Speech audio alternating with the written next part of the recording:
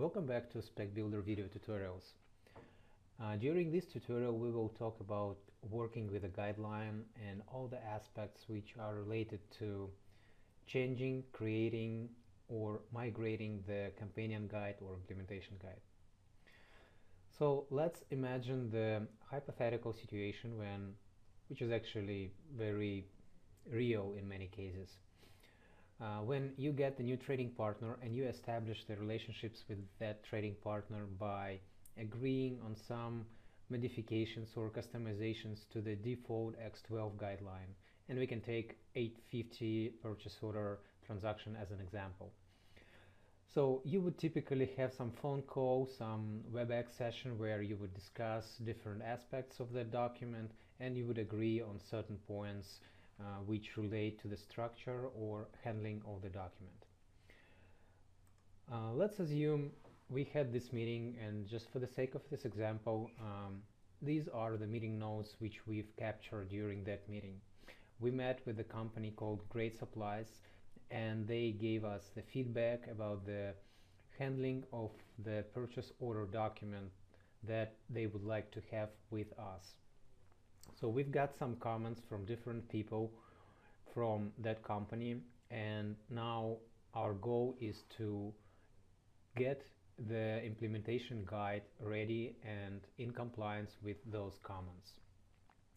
So we can go one by one and we shall see how that goal, very typical problem, can be addressed with using SpecBuilder. So first of all, we begin with the implementation guide for the purchase order. So what we're going to do is we will create the very standard purchase order guideline from the database which we have installed. For example, let's take 5010, and as we did in the previous demo, we can go to purchase order, click finish, and that will give us the new guideline. This is the structure that we've seen before. All the segments, all the loops, and so forth. Now let's go back and check the meeting notes to see what customization they wanted us to apply. Michael Stevens from Great Supplies asked or requested that the line identification must always be present in the data for the purchase order line item. Okay, let's go back to SpecBuilder and see where the line item is, which is the PO1 loop and PO1 segment. So what we can see here is a bunch of segments. So to help us making like the overview of what's included into the line item, we can go to the Children tab, and this gives us the structural perspective over the entire loop. So we can see all the segments in here, and in particular we would see that there is a line identification segment. By default, in the standard companion guide from X12, that segment is marked as optional, meaning it could be present or it could be not. Based on the feedback from Michael Stevens, they require this segment to be always present in the data. So what we're going to do is we will just click on the LIN segment. We will go to properties and we will change that. Actually, we can go to user options to keep the standard option unchanged, and we can change it to must use. So, and you will see that in the tree that value immediately changed to must use. So what it means is if somebody would analyze this, they would see that standard X12 standard defines this line item as optional. However, due to the specific user requirements, the user option was changed to must use. So what we can also do is we can go to the user nodes and we can type the user node saying that Michael Stevens requested this segment to be always present. This is just a note for somebody who would read this companion guide, implementation guide, and may ask question why this change was applied. So this would clearly explain that to the reader.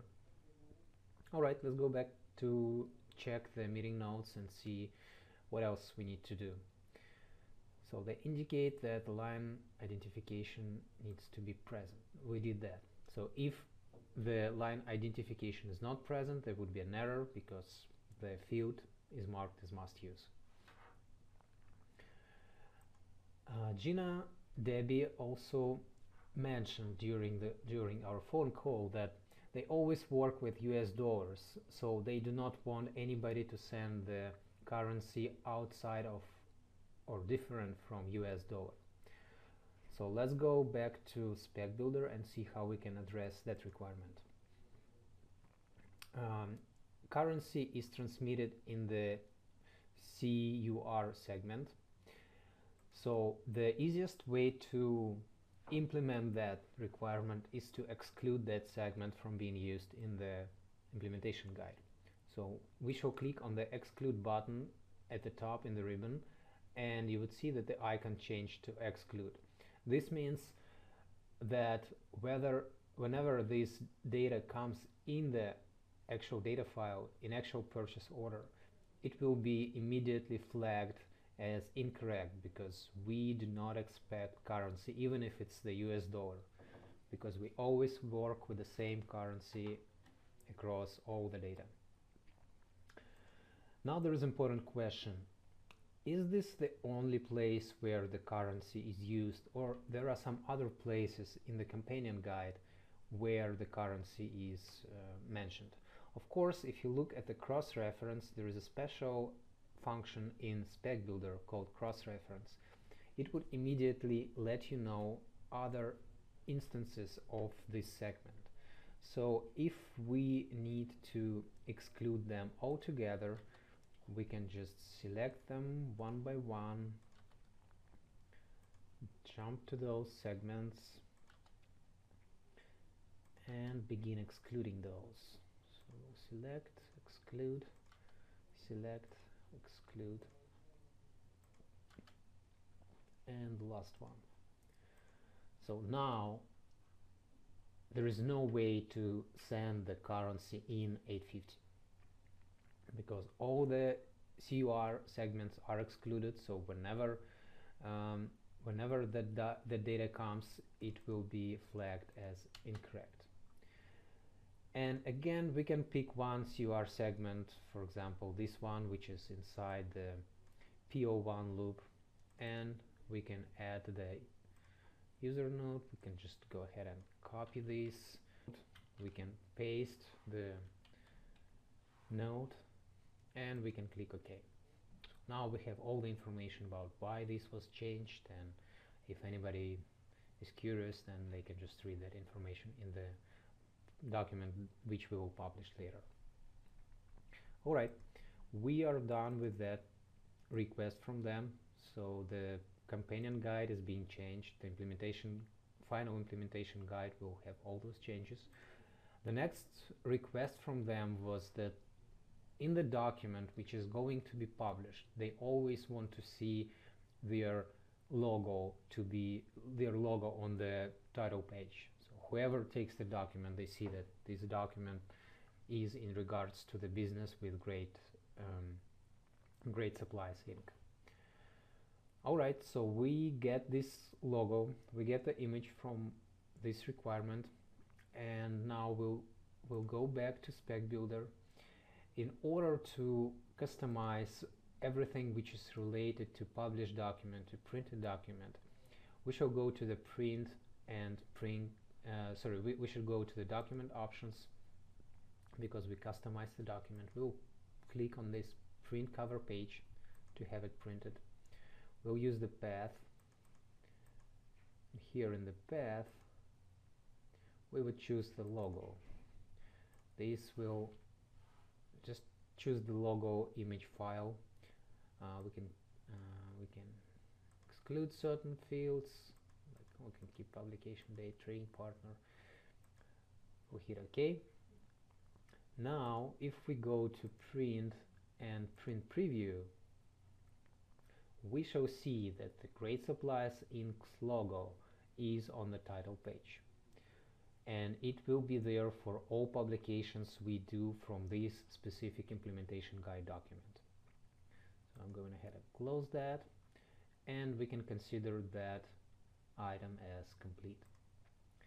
So that shows you how to customize not only the content of the implementation guide, but also the look and feel, and in particular the title page of the companion guide document.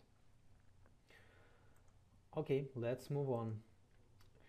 Gina Debbie indicated that they shall only use actual pound as the unit of measure, and the rest must be rejected.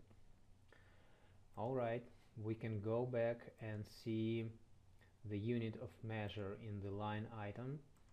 We can click on that. This will show standard code list 355. It includes all the units of measure which could be accepted by this segment and this element. This icon indicates that this is the code set associated with the element. As you can see, there are some elements without code sets, and there are elements which have the code set. So what we're gonna do is we'll just take the actual pounds, which according to Gina Debbie is the only acceptable form of unit measuring. And you can see there are lots of possible units in here. So since they do not need those and need to reject the data which has the incorrect units, we shall select them and we will click exclude. So that excludes all the codes which are not needed for this interaction. You may include something back or keep that excluded. For now, we'll just keep that excluded. If you do not want to see the excluded elements, excluded codes in the code list, you can just go to the ribbon and uncheck this button. So it will immediately hide all the excluded fields, or you can show them back. So by doing that, we need to indicate why we excluded the fields, and we can again go back and copy and paste this requirement.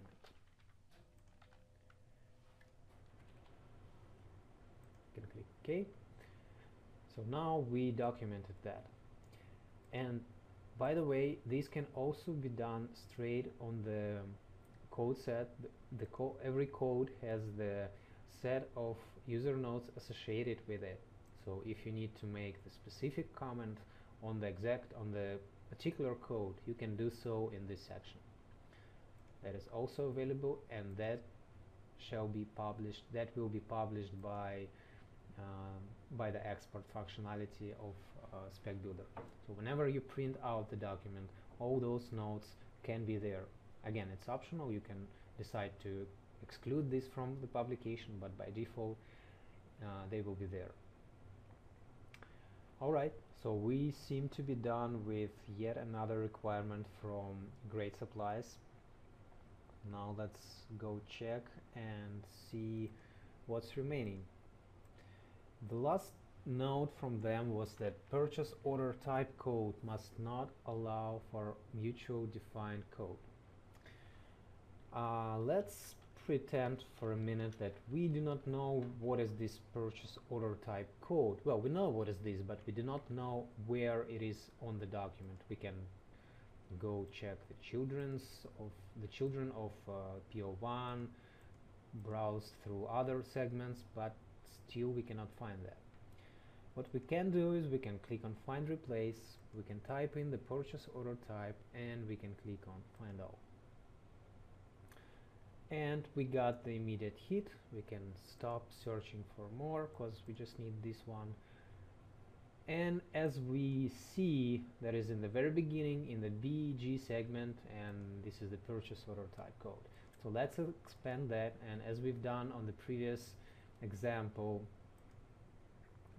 with the units of measure, we can see where is the mutual defined. Here it is. It's ZZ, and according to the implementation guide, that must be excluded.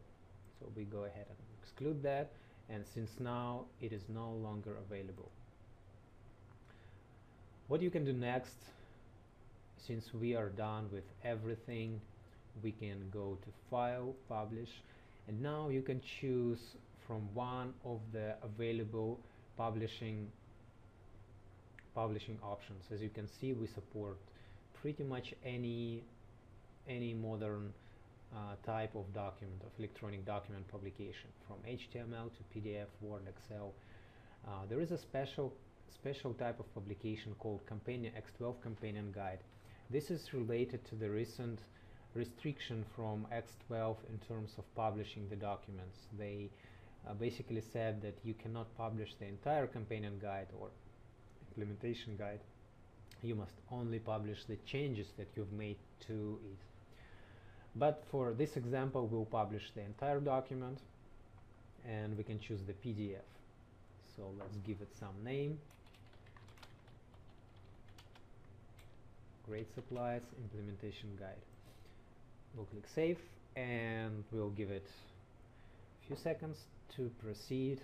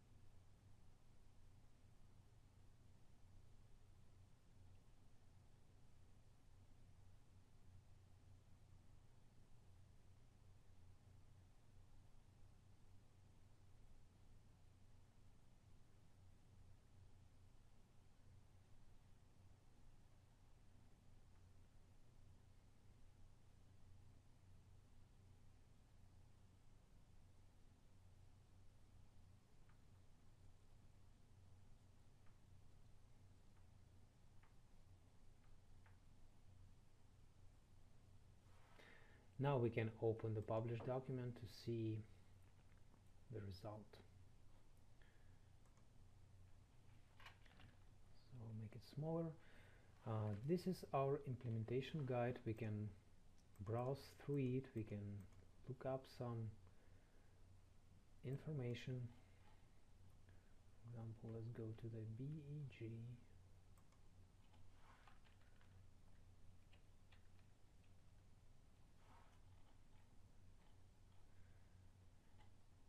As you can see, the BEG, for the purchase order type code, it has list of all available codes, and the ZZ code is not one of them because we excluded that, and the default publication settings prohibit publishing the excluded segments.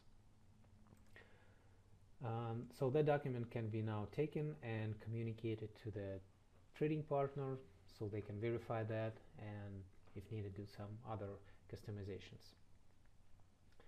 Now let's go back to SpecBuilder. We may want to go ahead and save the document. Let's give it 850 Great Supplies Inc. And we'll just save it for possible later use. In case tomorrow they come back to us saying we need some more changes to the implementation guide, we can just take that guideline, apply additional changes, and republish the document. So it will be very quick and easy work comparing to modifying the original document or making the Word document or Excel. So that shows how to work with the guidelines, how to use different aspects of the data. Now let's imagine that we worked with, by the way, we worked with 850 version of the companion guide. Now let's imagine that tomorrow we switch to the different version for that specific trading partner. For example, it's 6020. And now we want to learn the impact of the change to 6020. So we want to know what is different in 60/20 and what do I need to do in order to migrate my changes that I've just applied to the new version of the same transaction. To do that, to automate that process so you don't have to do that manually or do some manual comparison, we can use the migrator tool, which is designed exactly for that. So we can pick the guideline 850 Great Supplies Inc. This is our guideline of 5010. We can go and pick 60/20,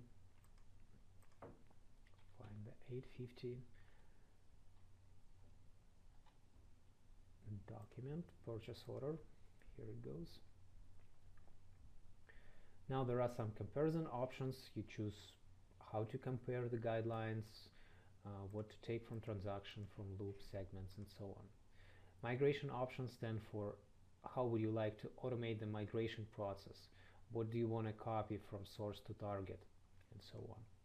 There are match options to define how you would match different nodes, and the printing options. We can just leave it as default, click next, and finish.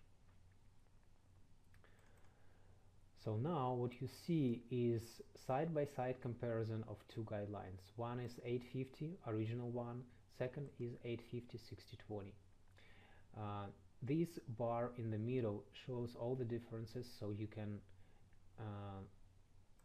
double click on that and navigate to exact difference. For example, there is a CTP segment. If we expand that, we shall see that in CTP segment there is a new code which was missing in the original guideline. That is good to know. We can collapse that. Sometimes there is something which is some customization, like you remember we excluded the CUR segments. Now we can see that those are excluded, and here the code, the segment is present. So we probably would want to migrate that change to 60/20, so it is still compatible and still in sync with our meeting with Great Supplies Inc. Before that, we can build the special report. There are different types of reports. We can just pick the standard. It will tell us all the differences which exist between these two guidelines. So we can click to more details, and we will see that there are some user nodes which are different. There are some codes which were added. You see there is a column yes, no, which stands for comparison result. There are other report formats. Let me close that one. By the way, the currency, as you can see, it's not equal, which is indicated in the report. We can just get the change summary, which will concentrate mostly on the changes between these two guidelines. Here it says which codes, mostly it is about the code sets, but you can see that there is excluded code that has been changed from true to false. This is something we did before. So all those differences, including all codes, all segments, everything which was changed between these two versions will be printed out here, and you can define the level of granularity with which you want this report to be generated. So back to the currency, what you can do, there is an option to migrate the current node. So if you click on that, as you can see, the target guideline automatically excludes that. You could also just click on the root and migrate all the changes from the entire guideline to the target guideline.